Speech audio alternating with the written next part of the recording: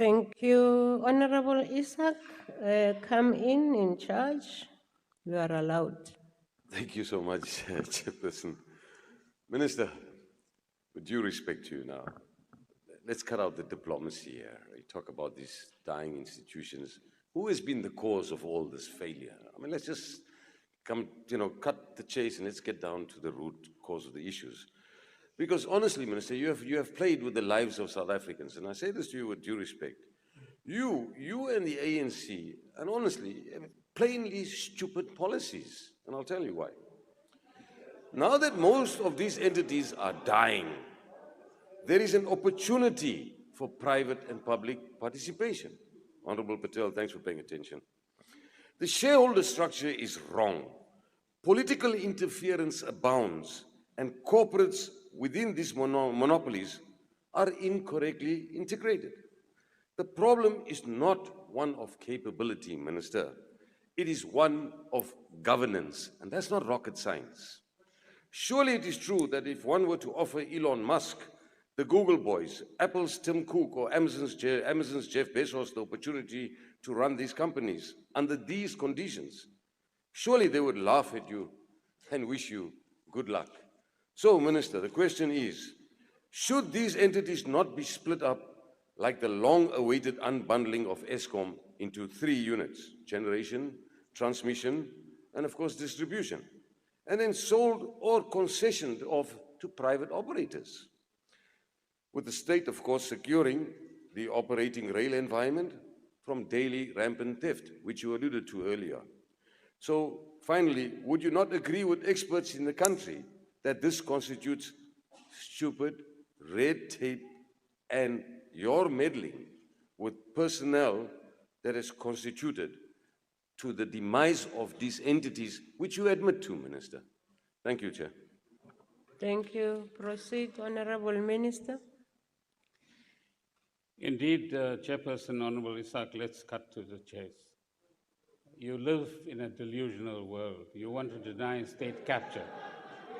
You are an advocate for anything that the private sector can do, it will always do better. But if you watch some of the daily papers and the turnovers of CEOs within the private sector, you never ask the question, why is Company X removing a CEO and in one instance bringing back a CEO who was there 15 years ago? Why? Why did a major corporation, which is a dominant player on our stock exchange, ask the CEO to leave? No explanation. So there must have been something wrong with performance there, which required the rotation of CEOs to actually take place. So move away from the delusional world. I reissued the invitation to you. Come and learn about our business. Don't assume what is wrong. And I want to challenge you in that regard. Now forget about the invitation. That you lack knowledge, you lack an understanding of the root causes of the problem, and you need to be educated, inverted commas, about what the issues are. And I'm sure you have somewhat of a creative mind that can contribute some solutions if there is a constructive spirit.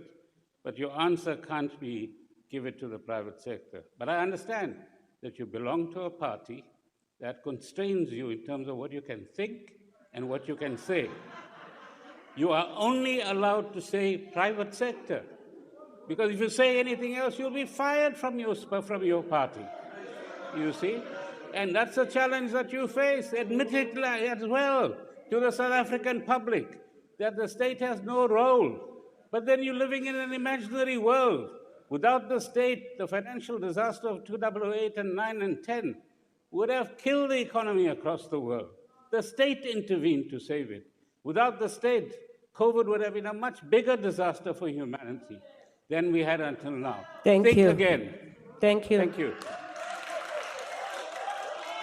Mhlomphehi Siweya.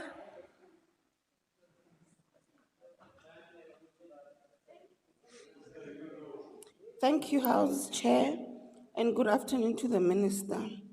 Minister, noting that the turnaround and restructuring of the SOEs is embedded around competence, merit-based public sector systems, and a non-narrow political agenda. I'm more interested in understanding when will South Africans see the envisaged changes in these SOEs timeframes? Thank you. Thank you. The Honorable, the Minister. Well, if you look at what this administration inherited in 2018, where there were boards that were collaborating in virtually the complete extraction of any money in these institutions, for the redirection of the money to areas where it can actually be, let's put it politely, repurposed, where managers were appointed because they could enable theft and corruption to actually take place. Compare it to where we are today, there's a huge difference already. Load shedding, for example, is not a problem that arose in 2018, has its origins in 1998 and the period soon after that, and the inability to realize that we needed to build power stations at the right time. We've admitted that. So the changes are visible, the changes are there, but those changes are not enough. We need to do more in each of these SOEs to move up a gear in more ways than one, to improve performance, to improve revenue, and each of these SOEs must pay dividends to the state, not look for bailouts from the state. And that's the condition that we need to get to. It will take time to get there, because as I said earlier on, Mr. Honorable Isaac, come and sit with us and understand the business, walk the floor, then you'll understand the repair work that actually needs to be done.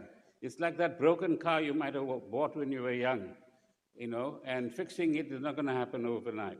But the improvements are there. We can say to South Africans, where we have shortcomings as far as the improvements are concerned, we have recovery plans that are being put in place, changes in executives where that is necessary in order to make sure that the economy is served well. So thank you very much. Thank you.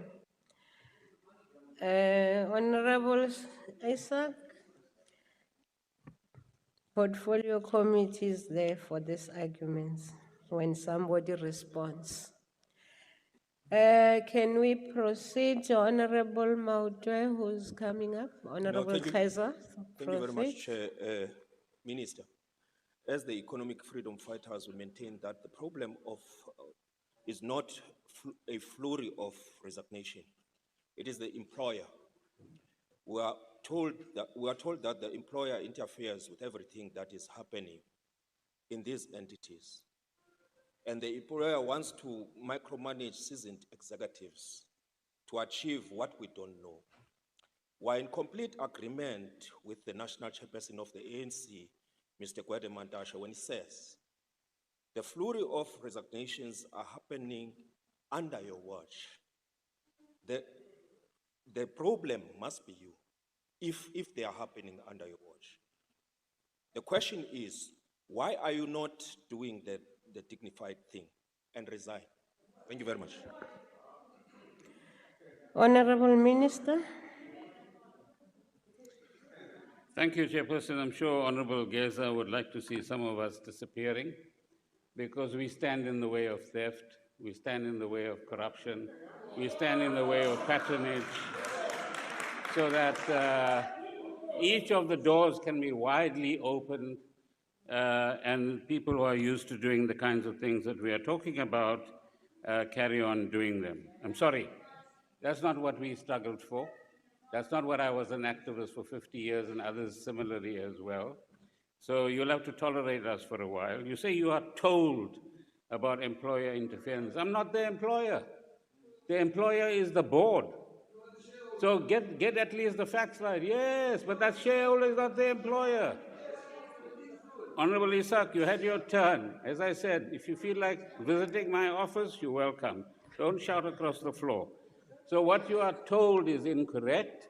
You should get your facts right as to who is the employer. Educate yourself, just like Honorable Isaac, about how these things operate within a state-owned company, and that will enable you to be more dignified about the questions you ask. Thank you. Thank you. We proceed to Honorable Buthelezi and Ndabezitha. Khona ukutheleza omncane namhlanje sir. Okay. Chair, if I may take the question on behalf of Inkosi. Thank you very Proceed. much, Chair. Minister, shortly after the resignation of the board chairperson of ESCOM recently, and of course this comes on the back of the resignation of the CEO in February, well, not resignation, sort of that termination of his contract. The allegation is that, amongst others, the chairperson of the board resigned because of the interference of the shareholder and not the interface on a key critical issue of the appointment of the CEO. So the question becomes, Minister, do you have a preferred candidate for CEO, which has led to the extent that you are not in agreement with the outcomes of the interview process? And for how long will the situation continue without a CEO at ESCOM? So the really issue is that, did you have a hand in the, and I'm asking to clear it, that's the whole point of the question. Calm down. So, so the whole point, Minister, is to then say, what has been your role Well, in the your process time is of up. the appointment of the CEO? Being it in discretion is sad. Angiphile, babuza ukuthi Thank ngiphe you, how Chair, long. thank Honorable Minister, before you respond, you must also realize that the rules of this House, and such as Rule 1427, allows you to respond to only one supplementary question. He asked 3 or 4. Proceed. It's all right. I'm in a generous mood, Chairperson.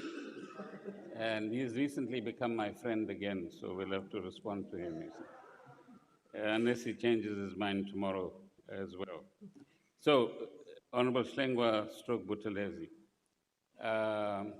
the facts, there are rules set out in guidelines which apply across government and therefore apply to ESCOM, Transnet, and to anybody else. That the board starts a recruitment process either through a search company or through adverts or through both. The board will look at all of the candidates, narrow them down to their long list, narrow it down to a short list, interview the candidates, send them for various types of tests, and they will then choose 3 names, which they will submit. Cabinet then has the option through myself, but usually with colleagues as well from Cabinet, which was the case with the previous CEO, where there were 4 ministers that conducted the interviews, and we'll choose our preferred candidate, but take cognizance of the board's view in this particular account. On this occasion, in the case of ESCOM, 1 name was submitted, so all we did was to say, follow the guidelines. The guidelines have now been followed. 3 names will be coming in shortly, and as I've said before, including this afternoon, ESCOM will have a CEO before the end of the year. Interference, preferred candidate, that's all nonsense as far as I'm concerned, and is part of this post-truth world that I'm talking about. These are the rules. I'm there to apply the rules, and when the rules are complied with, we move to the next step. Thank you. Thank you.